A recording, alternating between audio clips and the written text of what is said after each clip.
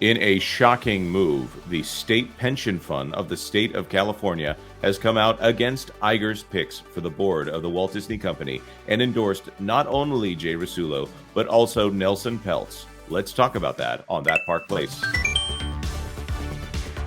Hello, I am Jonas J. Campbell, an investigative reporter for That Park Place, and here with me is Mr. Vash Sky. Vash, how close are you? You're pretty close to California. Is the mood pretty? Is it pretty tense out there right now? Can you feel it from where you are? Oh, I don't know if you can feel the tension. You can definitely feel the storms, though. Man, they've been raining like cats and dogs over there. Maybe that's a sign that a storm is a-brewing, and the storm we're talking about today is the one happening within the Walt Disney Company, and California is, in fact, involved, so... Yeah, that's right. There you go. Maybe Mercury is in retrograde. CalPERS voted for Nelson Peltz and Jay Rasulo in Disney boardroom battle. This from Hollywood Reporter, written by Carly Thomas. The vote gave Trian Partners another boost in its campaign, just days ahead of Disney's annual shareholders meeting on April 3rd, which, by the way, that's going to be on the Valiant Renegade channel if you want to watch that live with reaction from our expert panel. The California Public Employees Retirement System said the U.S. pension fund has voted to elect activist investor Nelson Peltz and Jay Rasulo to the board of the Walt Disney Company. Reuters reported Friday. CalPERS believes Walt Disney Company would benefit from fresh eyes on its board of directors and voted its company shares in favor of candidates Nelson Peltz and Jay Rasulo. CalPERS, which owns 6.65 million shares in the media giant at the end of December, told the outlet. CalPERS joins advisory firm Egan Jones, which has already noted its backing Peltz and Rasulo, and Institutional Shareholder Services, which ultimately recommended a vote for Peltz, but not Rasulo. I'm adding that, but not Rasulo in there. It's implied, but here we are. Vash, how big of a deal is this? This is pretty massive right here. I mean, we got what is it? The head of some U.S. pension fund on the size of California, voting with their 6.65 million shares in favor of Nelson Peltz and Jay Rasulo. I mean, that's pretty big right there. That's a pretty huge deal because California necessarily hasn't been a bastion of, let's say, Florida-based politics, let's say, roughly, right? That's right. Go ahead. Just to speak to that divide, there are people within the company that I've heard speak that talk about Burbank as the place where Disney does business and Florida being the place where the rednecks spend their money. That is an unfortunate and very California thing to say. I'm sure that there's someone in Florida that has made a similar reflective statement about those California liberals or something like that. Right. So the Disney company is definitely, and I am emphasizing this, they are a California company. So to have the largest pension fund in the United States and that of the state of California say, no, I think we have a problem here. I think we would like these other eyes to enter into the boardroom, these other voices to enter into the boardroom of the Walt Disney Company and say that Bob Iger himself doesn't need to be the one to lead the succession process here. Right, and you can tell kind of how big this is because we've seen a lot of reaction online from previous Imagineers and journalists who work in this space right here, reacting pretty strongly towards this whole thing and blaming Gavin Newsom as if he has something to do with this whole thing, as if it's like, oh yeah, is this representing what you want to represent there in California as governor. We won't. I don't want to be so specific specific because I don't want to necessarily out those people, and we have ongoing relationships with them, of course. But you can just see the detractors, let's say, of the people who criticize Nelson Peltz and Jay Rasulo. You can see their reactions to it, and it's pretty profoundly clear that this is a big deal.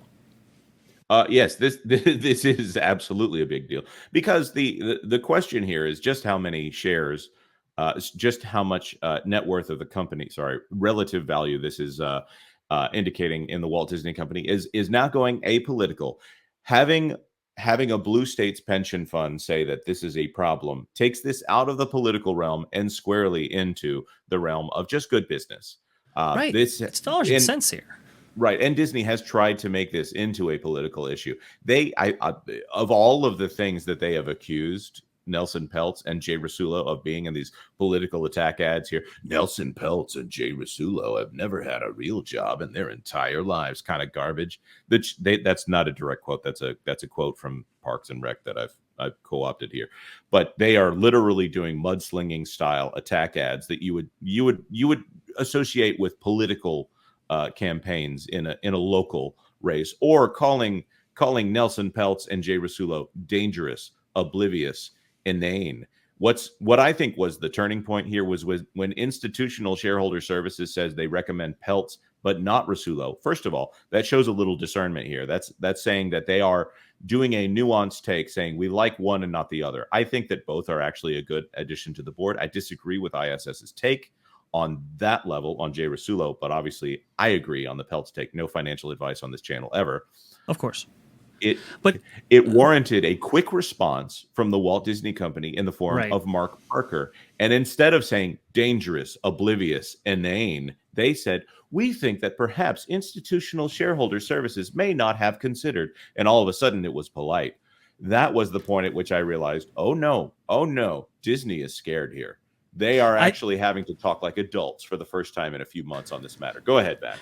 No, I think it's very clear. I think they are kind of rattled for sure. We've seen just unbelievable steps or actions taken by the Walt Disney Company in recent days.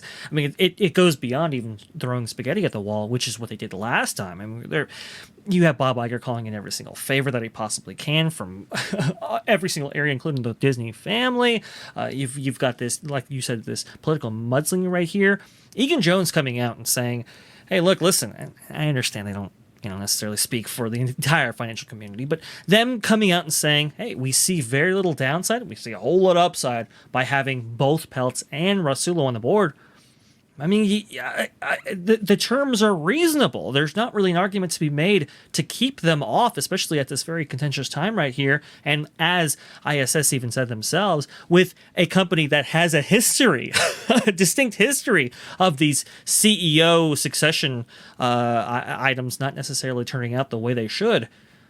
I mean, there's a lot of wind in the sails this time, and they are absolutely spooked, like you said. Right. And I'll also add that when Disney has run this campaign, they have essentially acted as though Nelson Peltz is going to fire Bob Iger, as if Nelson Peltz getting on the board will mean that Bob Iger is no longer the CEO of the company, as opposed to, in reality, what would happen.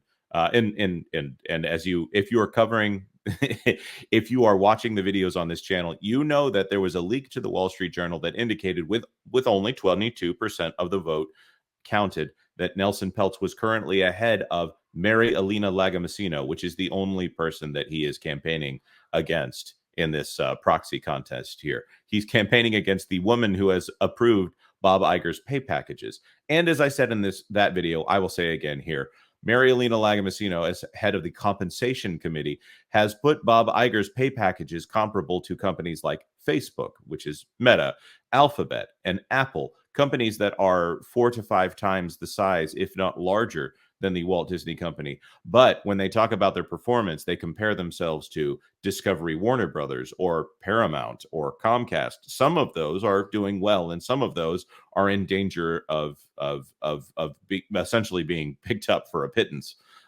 right now. So that compensation strategy, I think that's something that a lot of people would like to see, a little bit more of that value pushed towards the shareholders, as opposed to maybe maybe this management that has failed to bring that value to the people who actually own the company. And in the end, of course, that is what the company's board of directors is supposed to do. They're not supposed to act as a shield for management. They're supposed to be a shield for the shareholders against management. They're supposed to pick management that helps the shareholders retain value. And what's the best way for Disney to create value?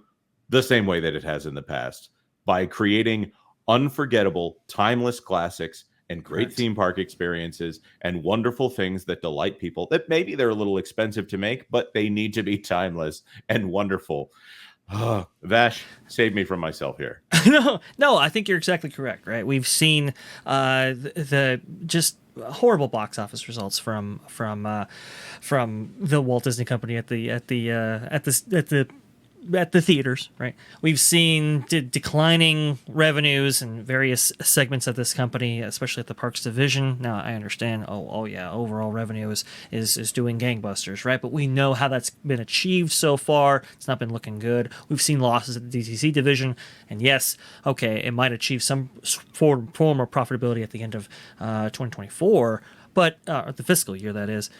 But this company has not been doing well. We've seen some just crazy decision making at the top levels right here. And look, if you want the status quo, yeah, okay, vote for Bob Iger's board, but you don't get any change with that, right? The only way you can enact change at any level, really, is by changing upper management and honestly, or the board in this case. And so there's not really a lot of argumentation for keeping Nelson Peltz off. I understand people are biased, and obviously some of that bias is showing at various levels. But we got to change something at some rate. Well, now the board's going to get it together. Now we're going to make all these cuts. Now we're going to make the creative decisions that we should have been making this entire time. It's not how this works, folks. It's, for the most part, it's the same board that it was 5 to 6 years ago that created the situation that the Walt Disney Company is in today. So adding a couple more people, not a bad idea. Adding James Gorman, not a bad idea. Adding Hugh Johnston from the Pepsi company, not a bad idea. He's the CFO, not a board member, by the way, for those of you who aren't tracking that. I think that there's a lot to be added by having at least one more business perspective on the board. And believe it or not, I do think that there needs to be a numbers-based review of the creative process at the Walt Disney Company. But of course, we will be talking about that more here, as there is a bombshell story out of Forbes over one of the most expensive films ever made and flopped at the Walt Disney Company, that being Indiana Jones and the Dial of Destiny. We have more data because of Forbes. Let's talk about that on That Park Place on another video. Of course, until we get to that moment, do you have any comment on this CalPERS situation? Is this the big deal? Is this the situation in which Nelson Peltz actually has a shot of getting on the board this year instead of next year, like we were originally predicting? We would love to know your thoughts in the comment section down below. Of course, like this video if you like this video, and consider subscribing to That Park Place for all the news that should be fun. Thanks for watching That Park Place News. For more information, consider checking out www.thatparkplace.com. And don't forget to subscribe, share, like, and send this out on your favorite social media accounts.